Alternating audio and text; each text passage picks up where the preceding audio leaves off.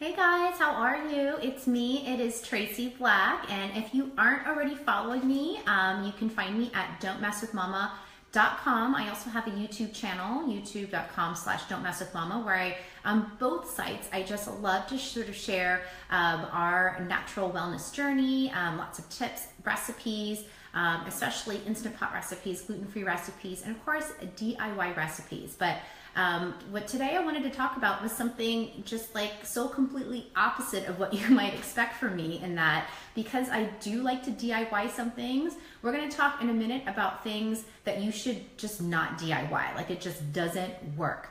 But first I want to talk to you about, a couple of things that I do like to DIY and why it makes sense and it's really cost effective. And then I'm going to tell you why you shouldn't DIY some things, okay? And I'll tell you some of my experiences on that and maybe you can relate too. So first of all, super simple thing that you can DIY, perfume, easiest thing to do. I've done some videos on this too, but basically you can just get a rollerball bottle just like this one, add some essential oils, put in some carrier oil like an avocado, an olive, or even an almond oil, right? So easy, and then boom, that's your perfume. You can customize the scent. It's amazing, but it's so much cheaper and you can easily replace things that you would find in the store. So done. That's a good thing to DIY, okay?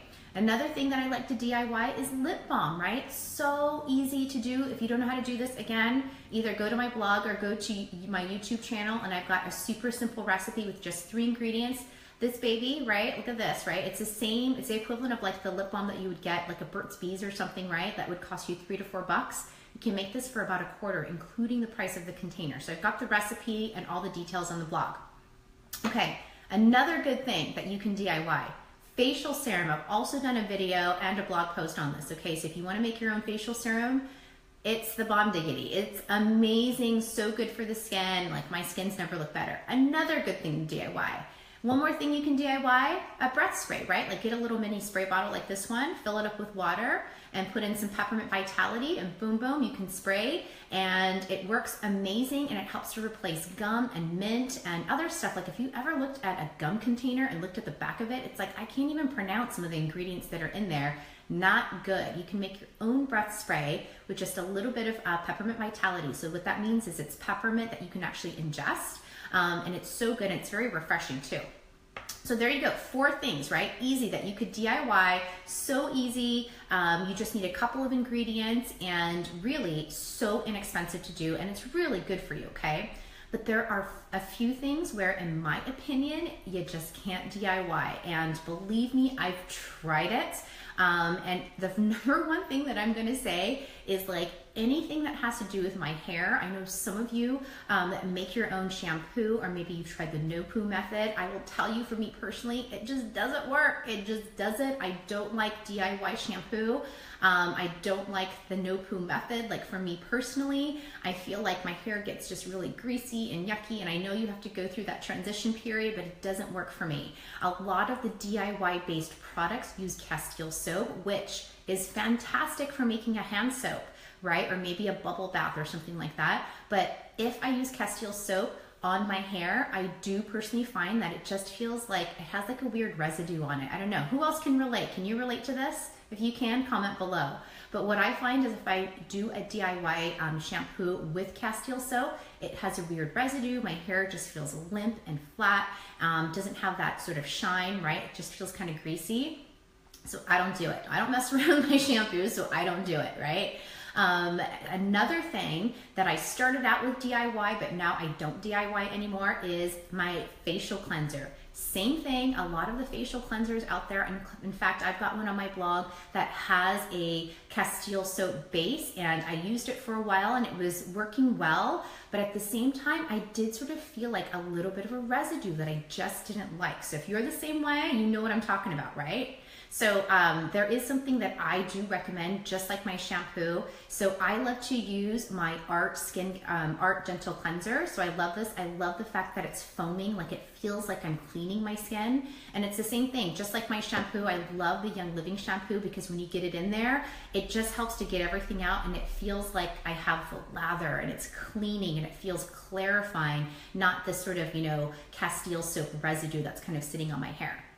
So The other thing, so I'm kind of just going to stick with skincare, is toner. You could kind of do your own DIY. Like I've got a great apple cider vinegar toner, and it does work pretty well. I do prefer Young Living's toner a little bit better, but I will tell you, I was on a quest for a long time to DIY my own skincare, and I really fell short when it came to moisturizers and eye cream. Okay, so a lot of the things out there usually have a really rich sort of base, like you've got coconut oil or shea butter, right, or cocoa butter.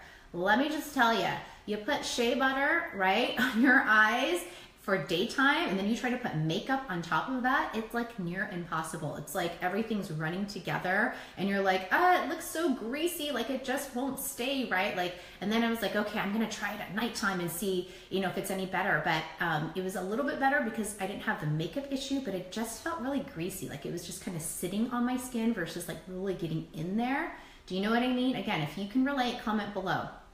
So I do prefer, I don't DIY with my moisturizer or with my eye cream. I really do prefer like the Wolfberry eye cream from Young Living or Cher LeMay. This stuff is amazing, really helps to brighten the skin, but I can wear it in the daytime and it doesn't leave my skin feeling greasy. I can wear makeup on top of it and it's not like the makeup's like dripping down, right?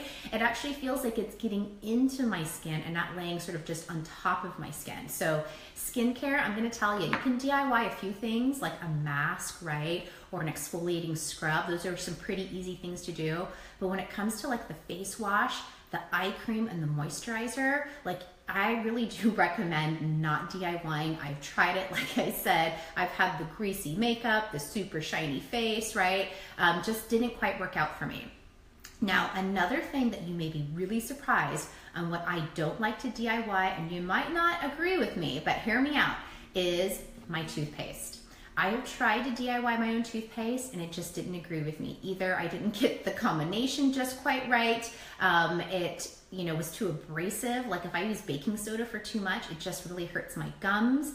Coconut oil just didn't quite do it for me by itself. Even with a little bit of peppermint vitality, I just needed something extra. So I do really like the Thieves toothpaste. So there's no fluoride. So, with my kids, like we all use it. We've been using it for years and our teeth are so strong. So I do like the Thieves toothpaste. And I'll tell you, the DIY toothpaste just it's not my jam. Doesn't work for me. So you may disagree. And then if you do, maybe you've got a favorite, you can comment below, but it doesn't quite work for me. And then the last thing that I don't like to DIY is my detergent. So I have done my own DIY detergent, and let me tell you, when you get the Castile soap, like you get the bar, right, and you get the grater and you're grating, right? And you can produce a huge volume of laundry detergent, but there's something weird, again, with that Castile soap, like the residue that's on your clothes, it just feels a little strange compared to when you use regular detergent.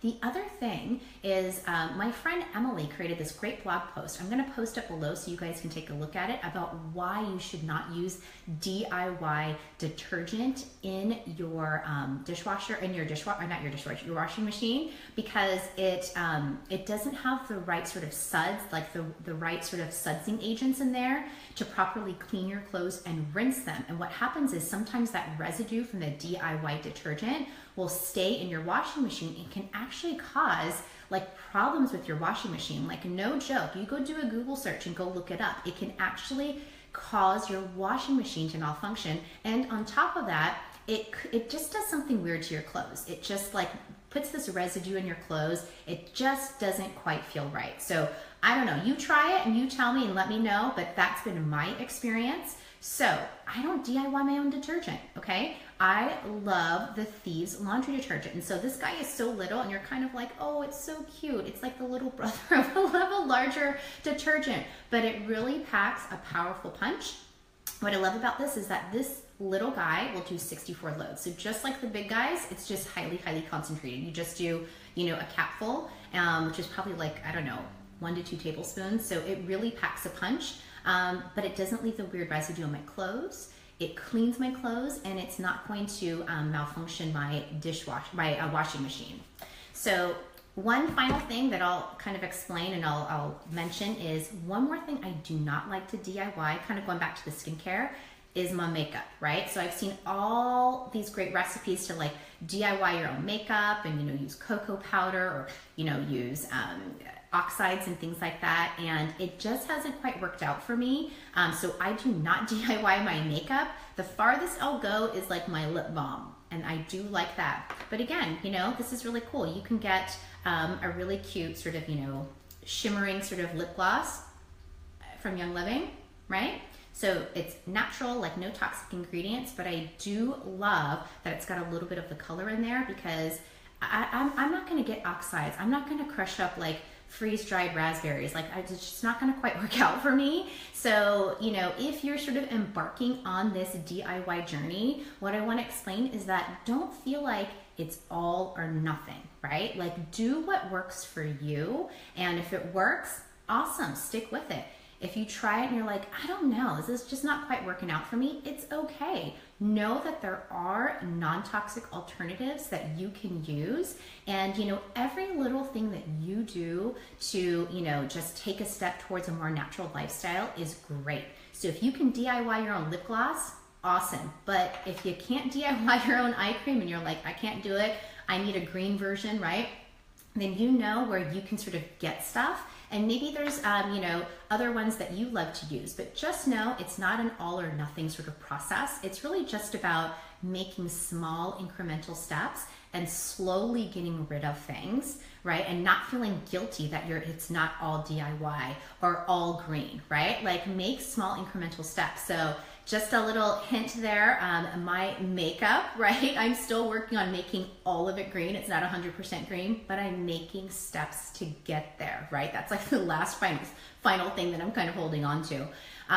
But anything you do is good. And if you DIY'd and it didn't work, it's not you, okay? Especially when it comes to shampoo, laundry detergent, and toothpaste. Those are the three things in particular that I find I cannot DIY effectively or doesn't work for me. So know that there are alternatives, okay? So if you've got other things that maybe you tried to DIY, this might be really fun, that didn't quite work out for you, please comment below. It's so fun to read each other's testimonials, to know that we're not alone, that we can't always DIY, and that sometimes the ready-made thing is even better than anything we could DIY. So thanks for tuning in, you guys.